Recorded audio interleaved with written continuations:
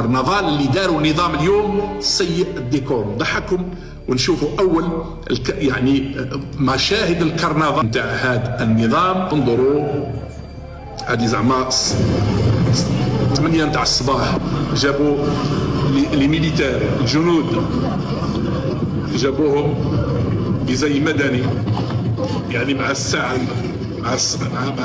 مع الافتتاح، مع فتح صناديق الاقتراع، يعني باش يبينوا ويصوروا إعلاميا على أن هناك إقبال كثيف. من 99 لم أرى مثل هذا الطابور الذي أراه اليوم.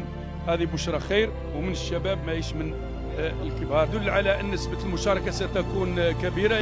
نشوفوا فيديو آخر، هذه اللي شفناها في المدية، لكن فيديو آخر هذا أيضا. انظروا هادو جنود الجيش خرجوا من الثكنات لابسين كما تلاحظون الزي المدني وداخلين على 8 نتاع الصباح، يعني باش راكم تشوفوا. انظروا الى هذا المظهر زعما كوم كوا راه كاينه عمليه، يعني كاين مشاركه كبيره في هاد الانتخابات كما راكم تشوفوا. وطبعا هما يسوقوا هاد المشاهد المسرحيه، يعني استعانوا جابوا الجنود نتاع الجيش لابسين بالزي المدني باش وعلى 8 صباحا باش يقولوا بلي زعما كاينه مشاركه كبيره. يعني باش تعرفوا ان هذا النظام يعني يلجأ إلى السينما باش يغالط الجزائريين وباش يدفعهم ولا باش يصور لهم على أنه هناك نسبة مشاركة. هذا النظام ما يهمهش الصوت نتاع المواطن الجزائري، هذا النظام يبغي يصنع يعني ديكور يناسبه باش يمر إلى المرحلة القادمة ويحسم الأمور كما يريد. راكم تشوفوا هذا الأمر ماهوش جديد، هذا شفناه في الانتخابات 2019 وشفناه في الانتخابات لكن أقل حدة خلال حكم الراحل عبد العزيز بوتفليقة. لكن هذا النظام وللمرة الثانية رانا نشوفوا كيفاش ينشر ويبث هذه المشاهد باش يغالط العالم، الرأي العام الوطني والرأي العام الدولي، وزعما كوم كوا راه كاينة اون بارتيسيباسيون كبيرة في هذا الفوت. ولكن حقيقة الأمر هو أنه لا توجد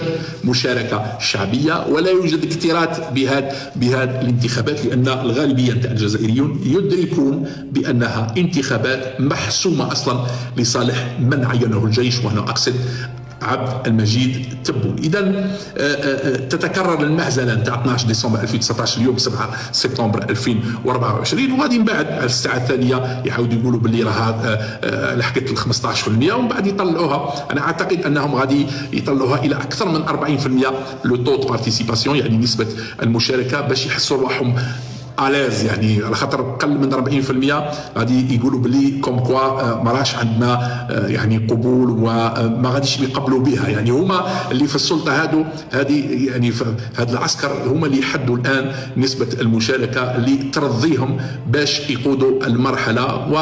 والحقيقه هو ان هذه النسبه هي نسبه لا تمثل الحقيقه على ارض الواقع، وان من يصوت في هذه الانتخابات هم اون بيتيت مينوريتي نتاع اولئك الذين يوالون هذا النظام المستبد الدكتاتوري.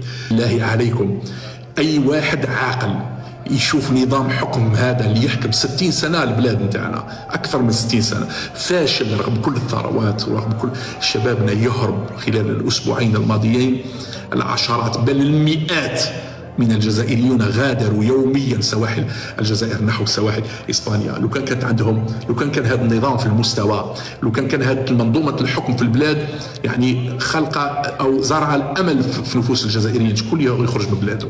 شكون اللي غادي يخرج من بلاده؟ لكن هذا النظام ماذا به الجزائريين يخلوا الجزائر باش هذه الطبقه تبقى غير هي اللي مستفاده وغير هي اللي عايشه في هذه البلاد. النظام هذا اللي فشل باش يبني اقتصاد، يفشل باش يحافظ على مؤسسات الدوله، لم تعد امامه الا حيله واحده، وانه يعسكر مؤسسات الدوله ويحكم قبضته على كل شيء باش يبقى يعني متحكم في الوضع.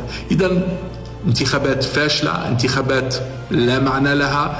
الجزائريون عارفين أن اللي غادي يكون اليوم اللي غادي يعلوه هو عبد المجيد تبون، ماشي هذاك نتاع الأفافاس ولا هذاك نتاع حركة مجتمع السلم اللي أصلا أرانب ما عندهم حتى وزن، ما عندهم حتى تأثير. وأصلا هذا عبد المجيد تبون ما عنده وزن، ما عنده تأثير، مجرد يعني ان بيون في يد العسكر، سي ان فونكسيونير عند العسكر اللي يتحكموا فيه كما ينبغي.